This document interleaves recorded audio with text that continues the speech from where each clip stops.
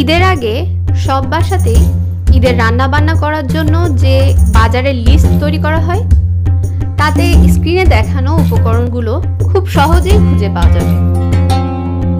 আর এই কমন কিছু উপকরণ দিয়ে একটু আনকমন সেমাই, যার নাম শির খুরমা, আজকের ভিডিওতে সেটাই তৈরি করে দেখানো হবে। শির খুরমা বানানোর জন্য আমি কাঠবাদাম খোসা সহ ব্যবহার করেছি। আপনারা চাইলে কাঠবাদামের খোসা ছাড়িয়ে ব্যবহার করতে পারেন।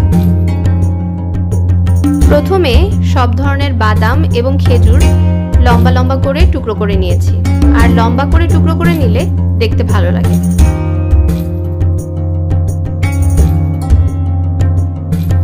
এরপর কড়াইতে ঘি দিয়ে হালকা গরম করে নিয়ে একে একে বাদাম এবং খেজুর দিয়ে দিতে হবে। এরপর একদম লো হিটে ভাজতে হবে যতক্ষণ পর্যন্ত না লাল লাল ভাব আসে।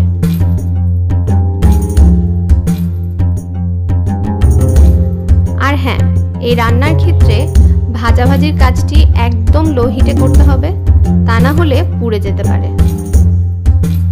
সমস্ত বাদাম এবং খেজুর একটু লাল লাল করে ভাজা হয়ে গেলে একটি পাত্রে উঠিয়ে নেব। এরপর একই কড়াইতে সেমাই ভেজে নেব। সেমাই হালকা লাল করে ভেজে নিতে হবে। এক্ষেত্রেও চুলার আঁচ একদম লো হিটে রাখতে হবে। সেমাই ভাজা হয়ে গেলে তা একটি পাত্রে উঠিয়ে নিতে হবে এবং কড়াইতে লিকুইড দুধ দিয়ে দিতে হবে আর ভালোভাবে ফুটিয়ে নিতে হবে। আর এখন কনডেন্স মিল্ক দিয়ে কিছুক্ষণ নাড়ানাড়ি করে 2 চিমটি লবণ, 2 চিমটি ছোট এলাচ গুঁড়া, 2-3টা তেজপাতা দিয়ে দেব। এরপর ভাজা খেজুর এবং বাদামগুলো দিয়ে দেব। তারপর প্রয়োজন অনুসারে চিনি দিয়ে দেব। যেহেতু কনডেন্স মিল্ক ব্যবহার করা হয়েছে, তাই চিনির খুব বেশি প্রয়োজন হবে না। চিনি স্বাদ মতো দিতে হবে।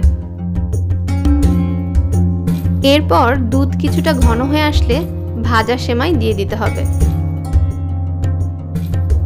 আর এখন 3-4 মিনিট ফুটিয়ে নিলেই তৈরি হয়ে যাবে শির খুরমা। আরেকটি কথা, রান্নাটি একদম লো হিটে করবেন। যেহেতু কনডেন্স মিল্ক ব্যবহার করা হয়, তাই দ্রুত কড়াইতে লেগে যেতে পারে। শির খুরমা তৈরি হয়ে গেলে তা একটি পাত্রে উঠিয়ে নিয়ে ভেজে রাখা খেজুর এবং বাদাম উপরে ছিটিয়ে দিয়ে পরিবেশন করুন। আর তাহলে দেখতেও যেমন আকর্ষণীয় লাগবে, খেতেও তেমন মজা হবে।